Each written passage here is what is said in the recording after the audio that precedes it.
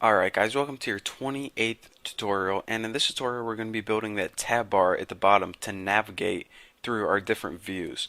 So what a tab bar is it's pretty much a bunch of different icons with titles on it, and each one you click represents a different view. So you can either go get icons from, somewhere. I mean, you don't even need to have icons, but it's useful to have them. Most people do. So if you want to make your own icons, then make sure that they're 24 by 24 and make sure they're ping or PNG, whatever you guys. I know you're having a huge debate about what to call it. I call them ping. But anyways, and if you want transparency on them, then they can have transparency too. So that's the cool part. So anyways, I already got 5. So they're in my folder downloads because I made them on my other computer. And here they are. Look at all the sweet pings I made, A, B, C, D, E. Go ahead and make yours anything you want. And I'm going to go ahead and select them all and drag them over right at the bottom, right above P list. And of course, you need to go ahead and copy, add them. And now I have my 5 ping files, one to represent each tab. So pretty cool. So now let's go ahead and hop into main window.xib, and this is going to open up Interface Builder, obviously. Now the first thing we want to do here is we want to get something called a tab bar controller. Now this pretty much, as you can see, manages a set of view controllers. What this is going to do is this controller icon is the root controller. It's going to control the first view the user sees. So in order to get it in our program, just go ahead and drag it over in main window.xib and check it. This main view that pops up is now the first view that the user sees. So anyways, this is a built-in class from iPhone, so it's pretty cool that we don't have to code any of this. Automatically gives us our own navigation bar at the bottom. The only thing we need to do is change a couple attributes on it.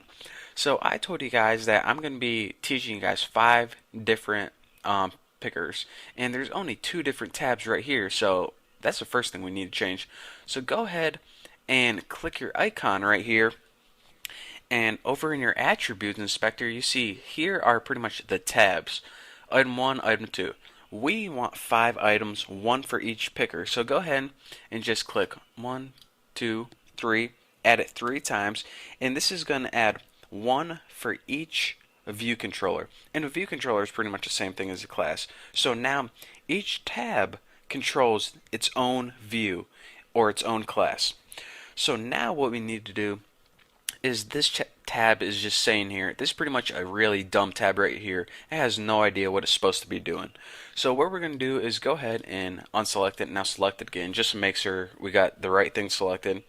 And now that you have that first tab selected, what you need to do with each of these tabs is tell it what nib file it needs to look at and what class is going to tell it what to do.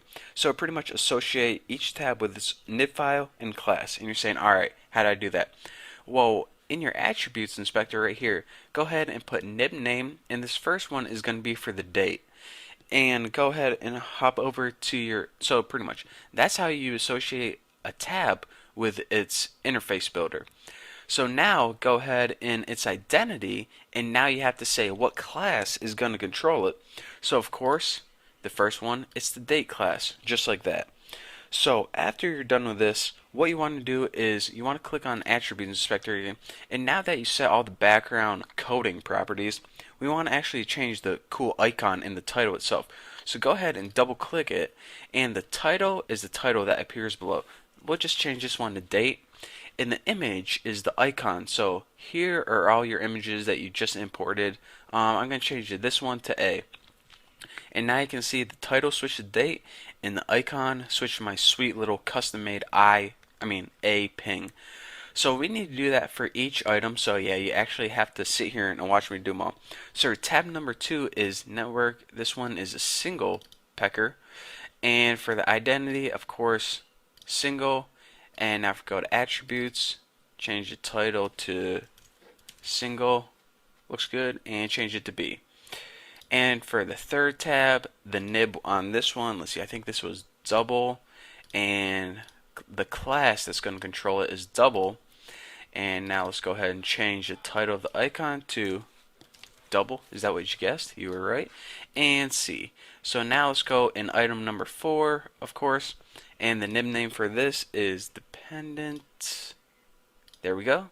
Its identity is, of course, dependent. You guys really should know how to do this by the time I get done all these.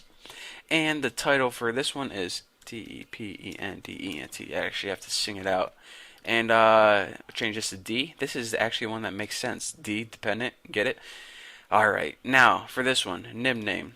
This is custom, pecker, identity, custom, and go ahead and change this to E, and change the title to custom.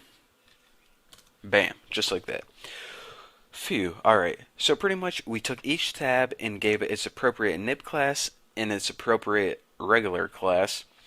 And we also changed the what's called the icon on each one and the title of each one. And we repeated this for every single tab. Alright, we're done with that. Now let's go ahead and click away. So there we go. So the title actually changes. So the only thing we have left to do is tell this controller that it's actually the root controller. So, I mean, check this out. Easiest thing you'll ever do in your whole life. Go ahead, control drag from the app delegate, which is built-in code, and release when it gets over tab bar controller and select root controller. And that's all. Now, this tab bar controller is the root controller for your program. So now, don't forget, please don't forget to save it, because we don't want to have to repeat all that. And quit interface builder, and well, I guess if you want, you can go ahead and build and run this. Nothing's really sweet is going to happen. But, I mean, you can click through each of your tabs, make sure it's not blowing up, and make sure you have all your icons in the right place. And, again, like I said, each of these tabs is going to bring up a custom picker, and it lets you do something else cool with the picker. But in the next tutorial, I'm going to be working with this date picker, and it's pretty much going to pick the date and then output it on the screen. So yeah, that's what we're going to be learning. So there's a little preview to it. So thanks for watching. Hopefully you watch my next tutorial and learn how to do this. And yeah, if you have any questions, click on the link below and I'll answer them for you. And thanks for watching. Don't forget to subscribe, and I will see you guys later.